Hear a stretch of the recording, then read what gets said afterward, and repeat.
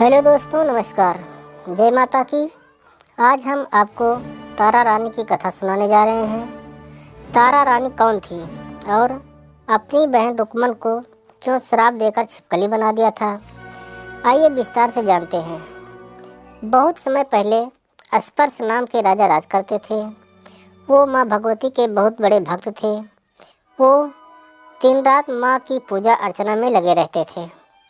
राजा को किसी चीज़ की कमी नहीं थी, बस उन्हें बच्चे की ख्वाहिश थी। सालों से बच्चा न होने के कारण राजा उदास रहते थे। एक दिन राजा की भक्ति से खुश होकर माँ भगवती ने सपने में आकर उसे 2 बेटी होने का वरदान दिया। आशीर्वाद मिलने के कुछ समय बाद राजा के घर एक बेटी पैदा हुई। बेटी पैदा होने की खुशी में राजा ने सबको दावत दी और बेटी की कुंडली बनवाने के लिए पंडितों को बुलवाया। सबने राजा से एक ही बात कही कि ये साक्षात देवी का रूप है। जहाँ भी इसके कदम पड़ेंगे वहाँ खुशियाँ ही खुशियाँ होंगी।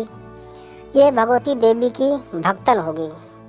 इतना सब कहकर पंडितों ने लड़की का नाम तारा रख दिया।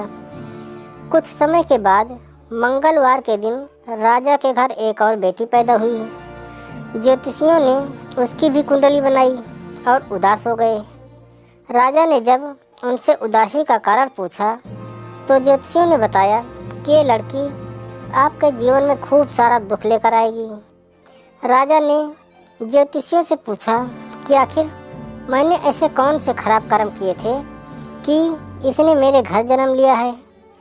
ज्योतिषियों ने बताया कि आपकी दोनों बेटियां राजा इंद्र की अप्सराएं हुआ करती थी। इनमें से बड़ी बहन का नाम तारा और छोटी का रुक्मन था। एक दिन ये दोनों मिलकर धरती की सैर करने के लिए गई। दोनों ने ही वहां पहुंचकर एकादशी के दिन का व्रत रखा। तारा ने अपनी छोटी बहन से कहा कि आज एकादशी का व्रत है, इसलिए बाजार जाकर कुछ ताज़े फल ले आओ, लेकिन वहाँ कुछ खाना मत। रुक्मन बाजार फल लेने चली गई। वहाँ उसे मछली के पकौड़े दिखाई दिए। उसने झट से उन्हें खा लिया और अपनी दीदी के लिए कुछ फल ले लिए। रुक्मन से तारा ने पूछा कि तुम अपने लिए फल क्यों नहीं लाई। उसने जवाब दिया कि वो मछली के पकौड़े खाकर आई है। तारा ने गुस्से में कहा कि तुम पापिन हो, एकादशी के दिन तुमने मछली खा ली है। ऐसे खराब कर्म के लिए मैं तुम्हें छिपकली बनने का श्राप देती हूँ। अब उसकी जंगल में तारा की बहन छिपकली बनकर रहने लगी। वहाँ एक जाने माने ऋषि गुरु गोरखनाथ भी अपने कुछ शिष्यों के साथ रहते थे। उनके शिष्यों में से एक बहुत ही घमंडी था। अपने घमंड के कारण वो शिष्य कमंडल में पानी भरकर एकांत में बैठकर तपस्या करने लगा। तभी वहाँ एक प्यासी गाय आ गई और उसने सीधे अपना मुंह उस कमंडल में डाल दिया और पानी पीने लगी। पानी पीने के बाद जैसे ही गाय अपना मुंह बाहर को निकालने लगी तो कमंडल नीचे गिर गया और ऋषि का ध्यान भंग हो गया। ऋषि ने देखा कि गाय पानी पी गई है तो उन्होंने गुस्से में गाय को चिमटे से मारकर बुरी तरह से घायल कर दिया।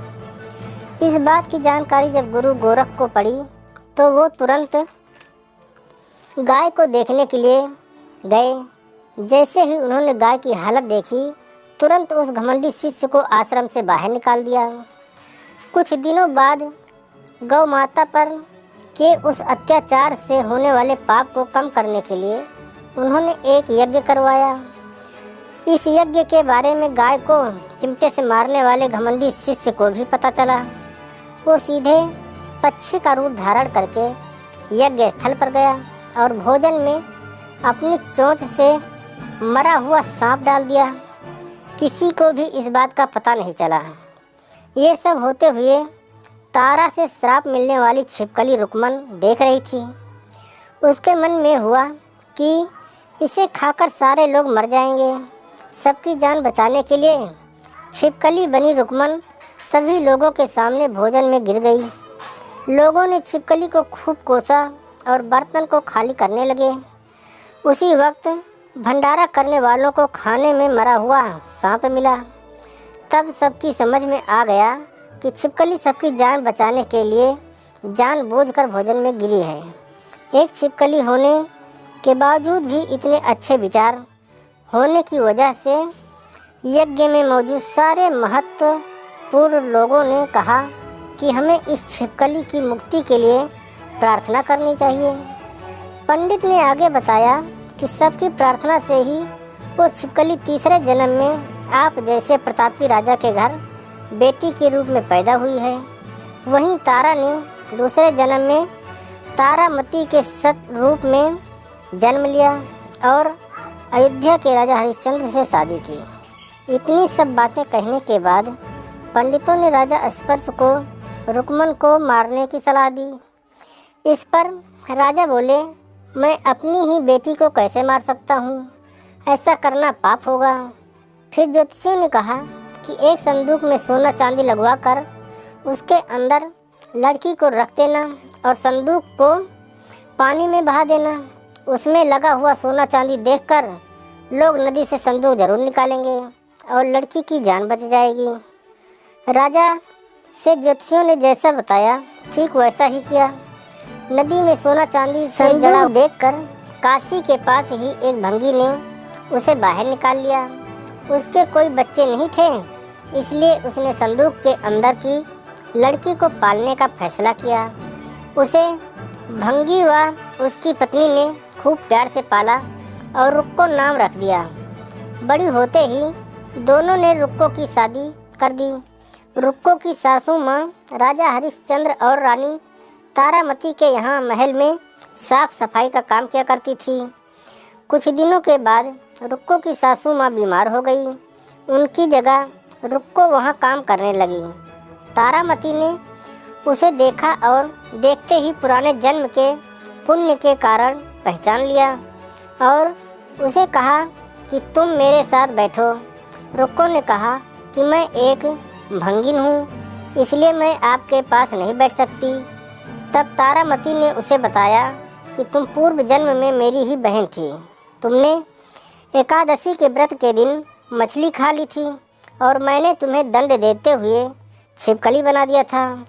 अब तुम्हें दोबारा मनुष्य जन्म मिला है, तो इस जन्म में माँ वैष्णो देवी की पूजा करके पुण्य कमा लो।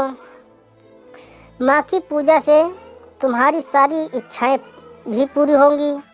तारामती की इस बात को सुनने के बाद रुक्को माँ वैष्णो देवी से एक पुत्र के लिए प्रार्थना करती है और कहती है कि अगर उसकी मनोकामना पूरी हुई तो वो अपने घर में माँ वैष्णो देवी की पूजन और जागरण कराएगी। माँ वैष्णो देवी उसकी प्रार्थना सुन लेती हैं और उसे बेटा होता है। पुत्र की प्राप्ति के बाद रुक्को उसकी देखभाल और लाड़ प्यार में माँ वैष्णो देवी की पूजा करना भूल जाती है। ऐसा होते होते 2-5 साल बीत गए और फिर एक दिन उस बच्चे को चेचक यानी माता निकल आती हैं। बच्चे की ऐसी स्थिति देखकर परेशान रुक्को अपने पिछले जन्म की बहन तारामती के महल जाकर उन्हें इस समस्या के बारे में बताती हैं। तब तारामती ने पूछा कि तुमने माँ वैष्णो देवी की पूजा अर्चना में कोई गलती तो नहीं की। फिर रुक्को को याद आता है कि उसने माँ वैष्णो देवी का जागरण कराने का प्रण लिया था। ये बात याद आते ही रुक्को को काफ़ी पछतावा हुआ और मन में माँ से कहा कि बच्चे के ठीक होते ही वो अपने घर में जागरण कराएगी। अगले ही दिन उसका बेटा ठीक हो जाता है। तभी रुक्को ने माता रानी के मंदिर जाकर पुजारियों को कहा कि मंगलवार के दिन घर में जागरण करवा दीजिए। रुक्को की बात सुनकर पंडित जी कहते हैं कि तुम यहीं पर 5 रुपए दे दो और तुम्हारे लिए हम मंदिर में ही जागरण करा देते हैं। रुक्को कहती है, मुझे पता है कि मैं चमारिन हूँ, लेकिन आप मेरे घर आकर ही जागरण करवा दीजिए। माँ किसी तरह का भेदभाव नहीं करती है, तो आपको भी नहीं करना चाहिए। इस पर पंडितों ने विचार विमर्श करके कहा कि अगर रानी आपके जागरण में आती हैं तो हम तुम्हारे घर आकर जागरण करने को तैयार हैं। पंडितों की बातें सुनकर रुक्को अपनी बहन रानी तारामती के पास जाती है और रानी तारामती को सारी बातें बताती है। रुक्को की बातें सुनकर तारामती जागरण में जाने के लिए तैयार हो जाती है। इस बात को बताने के लिए रुक्को जब पंडित जी के पास जाती हैं तब उनके बीच की बातों को सेन नामक नाई सुन लेता है। फिर वो राजा हरिश्चंद्र को जाकर सारी बातें बता देता है। राजा के मन में हुआ कि रानी को नीची जाति वालों के घर जागरण में नहीं जाना चाहिए। इसी वजह से वो अपनी उंगली काट लेते हैं जिससे उन्हें नींद न आए और रानी जागरण में ना जा सके। जब जागरण का समय होता है तब भी राजा को जागते हुए देखकर रानी मन ही मन माँ वैष्णो देवी से प्रार्थना करती हैं कि महाराज को नींद आ जाए ताकि मैं जागरण में जा सकूं।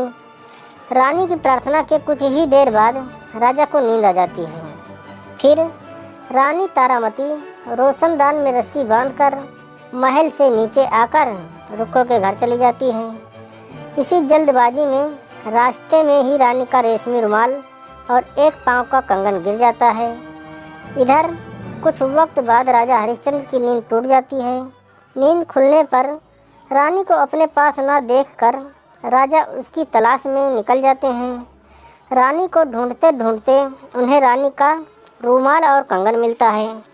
रानी की चीज़ों को अपने साथ लेकर राजा जागरण स्थल पहुंचते हैं और एक जगह चुपचाप बैठकर जागरण सुनने लगते हैं। माँ वैष्णो देवी के जयकारे के साथ जागरण खत्म होता है। सभी को प्रसाद दिया जाता है। तब रानी अपने हिस्से का प्रसाद अपनी झोली में डाल देती हैं।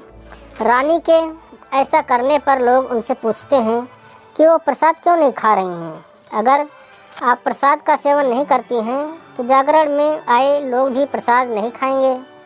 तब रानी बोलती हैं कि वो प्रसाद राजा के लिए था, अब आप मुझे प्रसाद दीजिए। फिर अपने लिए प्रसाद लेकर रानी ने सबके सामने उससे खा लिया। रानी के प्रसाद खाते ही जागरण में मौजूद सभी भक्तों ने भी प्रसाद खाया। उसके बाद रानी महल के लिए निकल जाती हैं। तभी रास्ते में ही राजा ने उन्हें रोक कर पूछते हैं कि तुमने नीच जाति के घर प्रसाद खाकर खुद को अपवित्र कर लिया है। तुमने मेरे लिए भी प्रसाद खा रखा है, अब तुम उससे मुझे भी अपवित्र करना चाहती हो। अब मैं तुम्हें अपने महल नहीं लेकर जा सकता। ये बोलते हुए जब राजा रानी की झोली को देखता है तब उन्हें प्रसाद की जगह गुलाब, चंपा जैसे अनेक फूल और कच्चा चावल और सुपारियाँ नजर आती हैं। इस चमत्कार को देखकर राजा हैरान हो जाते हैं। फिर राजा चुपचाप रानी को अपने साथ लेकर महल पहुंचते हैं। वहां रानी बिना माचिस के ही माता रानी के सामने दीप जलाकर राजा हरिश्चंद्र को और हैरान कर देती हैं। फिर रानी बोलती हैं कि माता रानी के दर्शन करने के लिए बहुत बड़ा त्याग करना पड़ता है। इसके लिए आपको अपने बेटे रोहितासु की बलि देनी होगी, तभी माँ दुर्गा आपको साक्षात दर्शन देंगी। ये सुनकर राजा के मन में माँ के दर्शन की इच्छा होने लगी, जिसके लिए राजा अपने पुत्र की बलि दे देते हैं। बलि देने के बाद माँ दुर्गा शेर पर सवार होकर प्रकट हो जाती हैं। उन्हें देखकर राजा हरिश्चंद्र काफ़ी खुश हो गए और माँ दुर्गा ने तुरंत राजा के बेटे को दोबारा जिंदा कर दिया। इस चमत्कार को देखकर राजा हरिश्चंद्र खुश हो गए। तभी राजा ने माँ की पूरी विधि से पूजा करके उनसे गलतियों की माफ़ी मांगी। माँ दुर्गा ने भी राजा को खुश रहने का आशीर्वाद दिया और अंतर्ध्यान हो गई। तब राजा ने तारा रानी से कहा कि मैं बहुत खुश हूँ कि मुझे पत्नी के रूप में आप मिली हैं। फिर राजा हरिश्चंद्र, तारावती और रुक्मन तीनों अपनी मनुष्य योनि से छुटकारा पाकर देवलोक में चले जाते हैं। दोस्तों, आज की कहानी यहीं पर समाप्त होती है। अपने चैनल पर एक से बढ़कर एक कहानियाँ लाता रहता हूँ, इसलिए प्लीज़ हमारे चैनल को सब्सक्राइब अवश्य कर लें ताकि हमारी सारी कहानियाँ आप तक पहुँच सकें। अब आपका ज़्यादा समय ना लेते हुए आपसे जाने की इजाज़त चाहता हूँ। नमस्कार, जय हिंद।